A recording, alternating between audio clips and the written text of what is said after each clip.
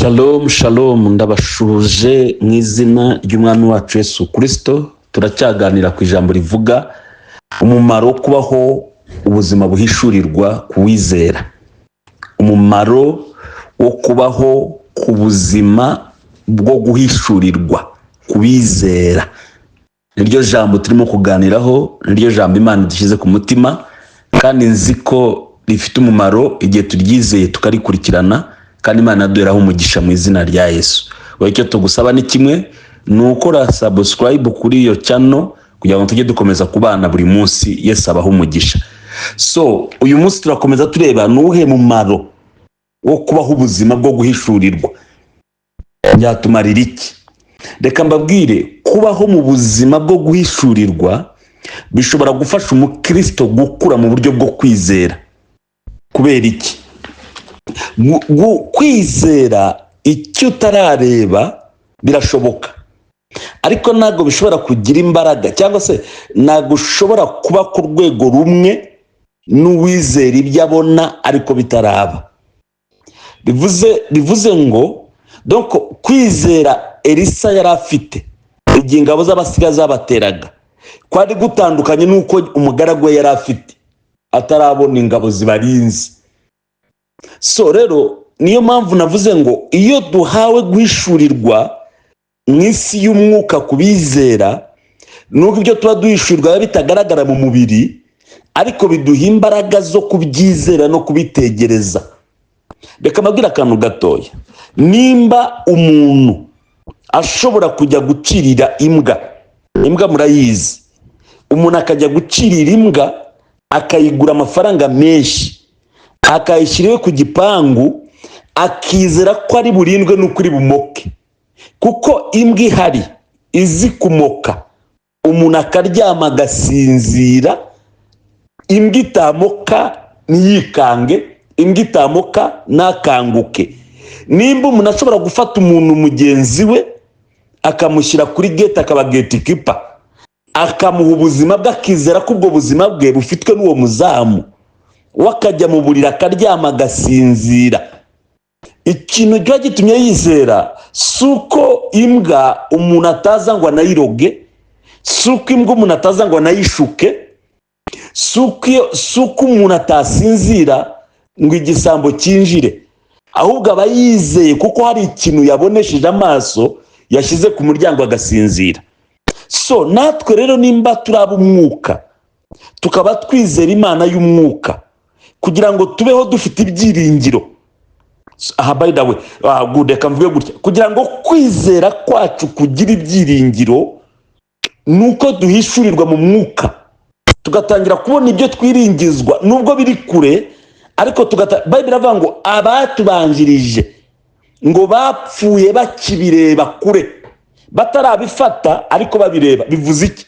Babirebaga mu mwuka ibyo basezeranywa, ariko batarabifata mu mubiri ngo babirebera kure, ariko bapfana ibyo byiringiro. Ntabwo ushobora kugira ibyiringiro, cyangwa se kwizera kwawe ntabwo gushobora kugira ibyiringiro igihe utarinjira mu buzima bwo guhishurirwa. Impamvu kwizera kwawe kuba kurimo guhuzagurika kwinshi, impamvu kwizera kwawe kuba kurimo ubwoba bwinshi ni imwe, nuko uba utarahishurirwa. Ushobora kuba uri n'ahantu uri butabarirwe, ushobora kuba uri n'ahantu Imana iri, ushobora kuba uri n'ahantu Imana ishaka gukorera imirimo yayo, ushobora kuba uri n'ahantu Imana ishaka kugukiriza, kuguhindurira ubuzima, kukubohorera, ariko kuko utabona mu isi y'umwuka, kuko utagira guhishurirwa, nabwo sitiri ugahuzagurika, cyangwa se ukagira ubwoba muri wowe. Reka dusome ijambo ry'Imana, Itangiriro ibice 28 ku murongo wa 12. Aravuga ngo ararota abona urwego rushinzwe hasi rukageza umutwe mu ijuru, abamarayika b'Imana baruzamukiraho bakarumanukiraho. Haleluya. Umurongo wa 16, umurongo wa 16 uravuga gute? Umurongo wa 16, sorry, reka dusome umurongo wa 16. Uravuga ngo Yakobo arakanguka aravuga ati, ni ukuri Uwiteka ari aha hantu, nanjye nari nabizi. Yesu adufashe, amen. Bayibiri iravuze ngo Yakobo agira ahantu, aha ni handi y'isi Beteli, ngo ageze ahantu wenyine, yihere ku murongo wa 10, ngo araryama, afata ibuye rimwe mu mabuye ari aho, araryisegura, ngo asinziriye nijoro ajya mu inzozi cyangwa mu ihishurirwa, ngo abona urwego rushinze ku musego ngo rukagera mu ijuru, ngo abona abamarayika baruzamukiraho. Twumvikane, ntabwo abamarayika bamanukaga bava mu ijuru ku Mana, bazamukiraga kuri Yakobo. Bivuze ngo abamarayika bari hamwe na Yakobo mu rugendo, ariko Yakobo atazi ko ijuru ryamuhaye ingabo zo kujyana nawe. Kubera iki? Ntabwo yari yahishuriwe mu mwuka, ntabwo yari yigeze abona ko ijuru riri hamwe nawe, ntabwo yigeze abona ko abamarayika bari hamwe. Ntabwo bivuze ngo abamarayika bavaga ku Mana, bavaga kuri Yakobo bazamuka ku Mana. Bivuze ngo bavaga kuri Yakobo bashinzwe kurinda, bajyana raporo ku Mana yabatumye kubana na Yakobo. Ngo Yakobo arangije, ngo abona ijuru rirakingutse, ngo akangutse, ngo amenya neza ko ahantu ari irembo ry'ijuru. Hano hantu hari ibintu bitatu Yakobo yahabonye. Icya mbere, Yakobo yabonye ijuru rikinguka. Icya kabiri, Yakobo yabonye urwego rugera ku ijuru, yabonye urutindo, ikiraro kigera ku ijuru. Icya gatatu, Yakobo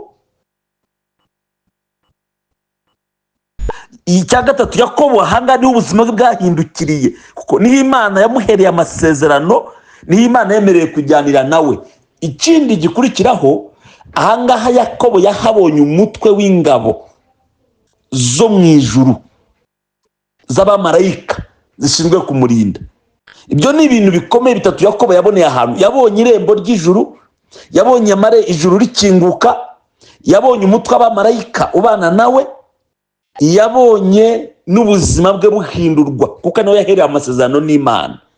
Ariko Yakobo ntabwo yari abizi, nta nubwo Yakobo yari yigeze atekereza ko bishoboka, kuko atari yahishuriwe. Ariko amaze guhishurirwa, yaravuze ngo hano hantu hari irembo ry'ijuru, kumbi jyewe nabizi. Torero ubwoko bw'Imana, dushobora kuba hafi y'irembo ry'ijuru, ariko kubera kutagira amaso yo guhishurirwa ntitubimenye. Dushobora kubana n'umutwe w'abamarayika uturinda, ariko kubera kutagira amaso yo guhishurirwa ntitubibone. Dushobora kubana n'ubwami, dushobora kubana n'ubutabazi, dushobora kugendana n'ibisubizo by'ubuzima bwacu, ariko kubera kubaho ubuzima budahishurirwa ntitubimenye.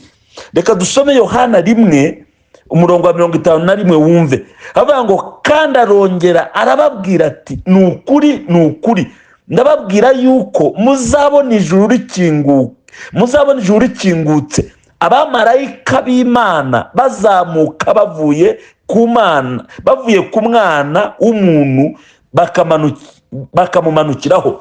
Uyu ni Kristo ubwira abigishwa be babanaga nawe buri munsi. Ni ukuri mwakabaye muhishurirwa ko kuba muri hamwe nanjye, muri hamwe n'amarembo y'ijuru, muri hamwe n'ikiraro kibageza mu ijuru, muri hamwe n'ingabo zo mu ijuru, muri hamwe n'ubwami bw'ijuru, kuko n'igihe bwami bw'Imana. Mu mirimo ya Yesu harimo umurimo wo guhuza abantu n'Imana, harimo umurimo wo gukingura ijuru, harimo umurimo wo kuba ikiraro. Yesu niwe kiraro, niwe rutindo, niwe teme ritugeza mu ijuru, ritugeza ku Mana. Abwira abantu ngo ni ukuri ndababwira yuko muzabibonesha amaso yanyu kubw'Umwana w'Imana. Ibyo Yakobo yabonye asinziriye mu nzozi, twebwe tuzabibonera muri Kristo twizeye.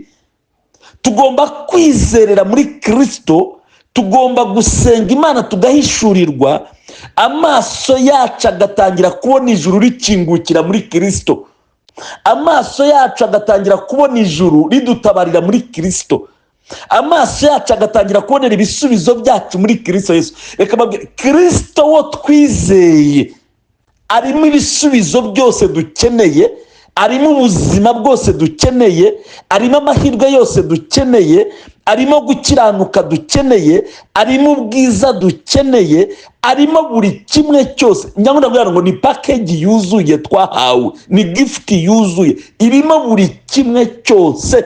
Icyo dusabwa ni kimwe, ni ukwinginga Imana. Paulo niko yavuze ngo twinginga Imana ngo kugira ngo iduhe umwuka wo guhishurirwa, tubashe kumenya ibiri muri Kristo Yesu. Haleluya. Hari ukugendana na Kristo, hari ugukunda Kristo, hari ukubana na Kristo, ariko hari n'urwego rwo guhishurirwa ibiri muri Kristo ukunda.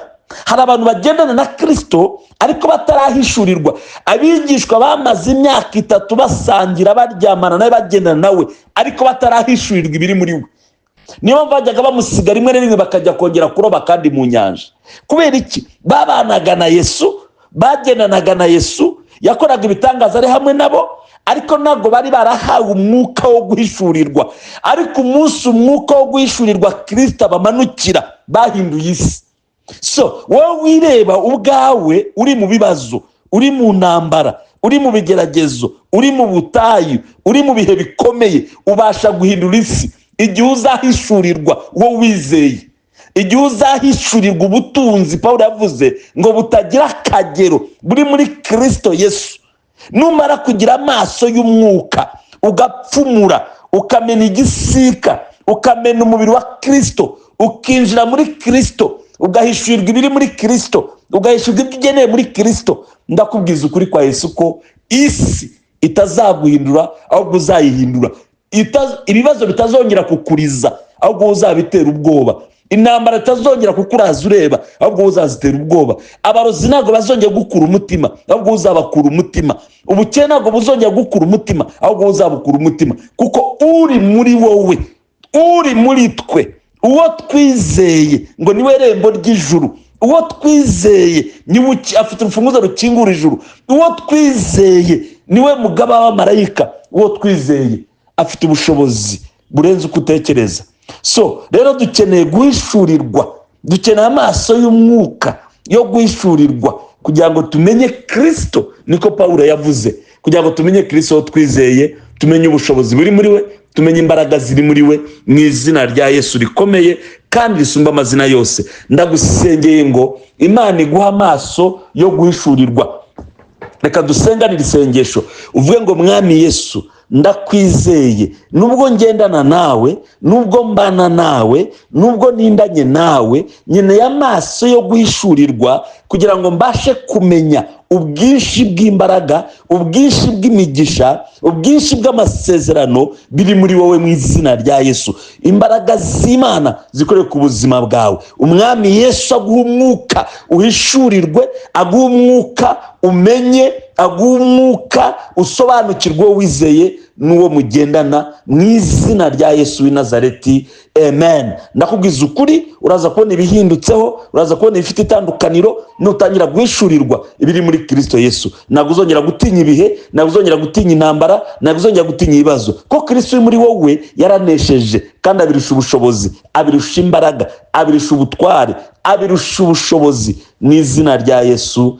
Amen. Shalom, shalom. Yesu abaho umugisha, amaraso Yesu abatwikire, imbaraga z'Imana zibane namwe, guhishurirwa kuwe ku buzima bwanyu, umwuka wera babeho, ibitangaza bibabeho, Imana yagura amarembo yawe, Kristo agukingurira ijuru, ubona urwego rw'ijuru, ubona abamarayika bakuzamukaho, ubona abamarayika bakurinda, ubona abamarayika bakugose, nongere gutinya ibiteye ubwoba, nongere gutinya ibintu, nongere gutinya intambara, nongere gutinya iyo ndwara, nongere gutinya ibyo bibazo, kuko Kristo w'i Nazareti ashoboye gukora ibitangaza ku buzima bwawe mu izina rya Yesu. Yesu abagire neza kandi abaho umugisha. Shalom, shalom. Ijambo ryavugaga ngo umumaro wo guhishurirwa. Ndagusabira guhishurirwa Kristo wizeye kugira ngo imbaraga z'Imana zikoreye mu buzima bwawe. Yesu abiteho kandi abaho umugisha mu izina rya Yesu. Turabasaba ko mwakora subscribe, abadukurikira mwese kuri iyi channel yacu, tukadukomeza kubana buri munsi tuganira ku ijambo ry'Imana, tuganira ku cy'umwuka avugana natwe. Turimo turaganira hejuru yo guhishurirwa. Yesu abaho umugisha. Ushobora kugena n'ubutunzi ariko utahishurirwa ugapfana nabwo. Ushobora kugena n'imbaraga ariko utahishurirwa ko zihari ugapfa zihari. Ushobora kugena n'uburinzi ariko utahishurirwa ukagira umutima uhagaze kandi ingabo zo kukurinda zihari. Ndakwize ngo Yesu agukore ku maso y'umwuka n'ay'umutima, utangire kubona umwami Yesu, utangire kubona ubushobozi n'ingabo zikugose mu izina rya Yesu. Amen. Murindwe n'ingabo z'ijuru, murindwe na Kristo, murindwe n'umwuka wera, mufashwe nawe mu izina rya Yesu. Amen. Yesu abaho umugisha.